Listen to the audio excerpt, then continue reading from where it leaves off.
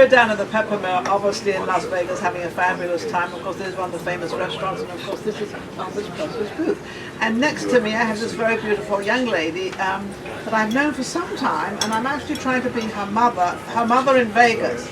It's very hard to keep an eye on you, Tiffinie. How are you? Well, you're looking wonderful. You're looking great. Thank you. You look as if you have it together. Well, I think that is a true statement. You absolutely have it together. The reason we're having her on, she does many, many things in town. She's a very talented young lady. You've had your own marketing, event planning business, but you're now onto your second book.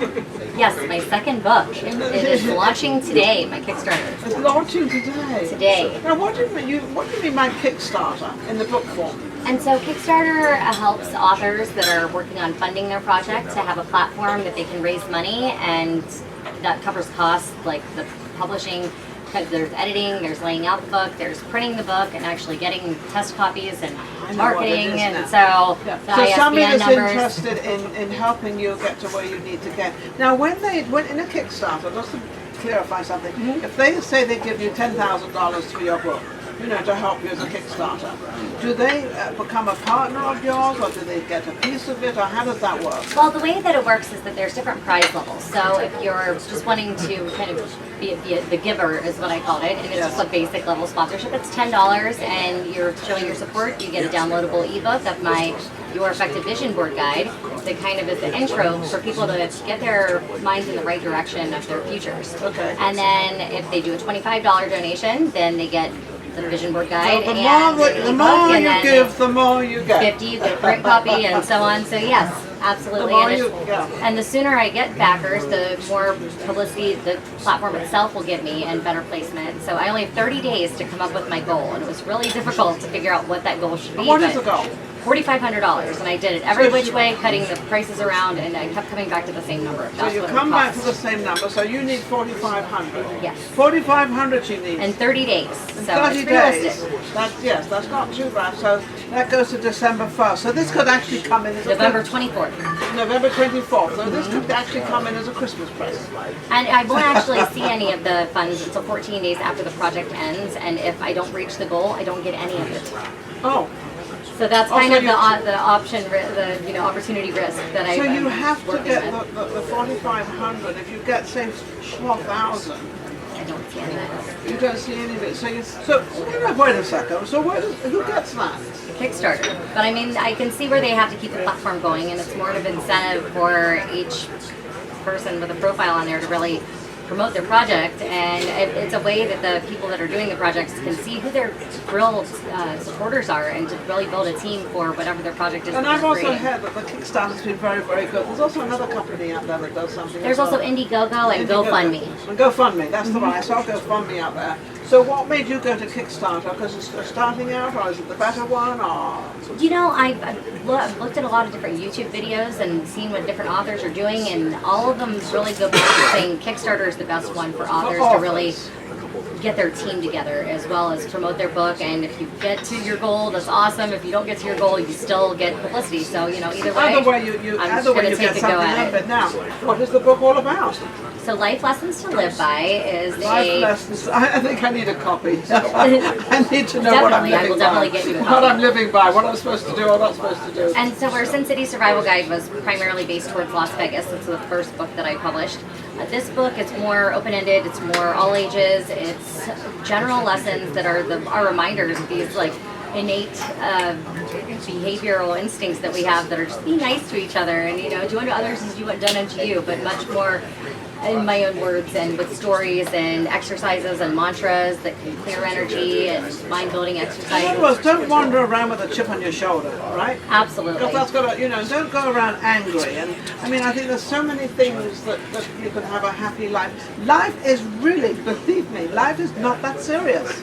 And I really tied in a lot of my lessons that my family has passed down to me. I've got motherly advice, things I learned from Dad, and Nana Knows Best. And hers is probably the longest chapter because she has taught me so many lessons. So Nanas always do that. I remember I had two grandmothers, and I loved to talk to them because they always seemed to give you the honesty. They gave you, what you really wanted to hear and what you could use. because it's confusing.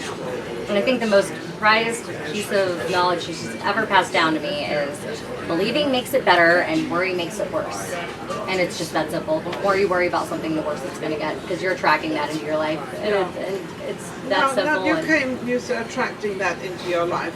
There are many things out there that we kind of hang on to and attract into our life that really don't mean anything in our life.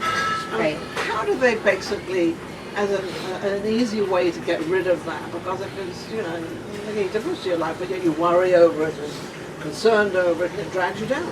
And really what the book does is it works through a lot of different exercises where you're able to focus on what you really want to attract into your life. And if there are things that you could change, what would those things be? And then a whole few chapters on forgiveness and what it's like to just let your past go, because the more you hang on to those things that are causing you harm and pain in your mind, the more you're limiting yourself from ever being happy. And I think you're absolutely right, but I think what we really need to do with ourselves is to find out what we really want. What do we really want? Are we going to always play that game of, well, I think I want that, or I think I want that, or I want to go here, or I want to do, which means nothing to your life at all.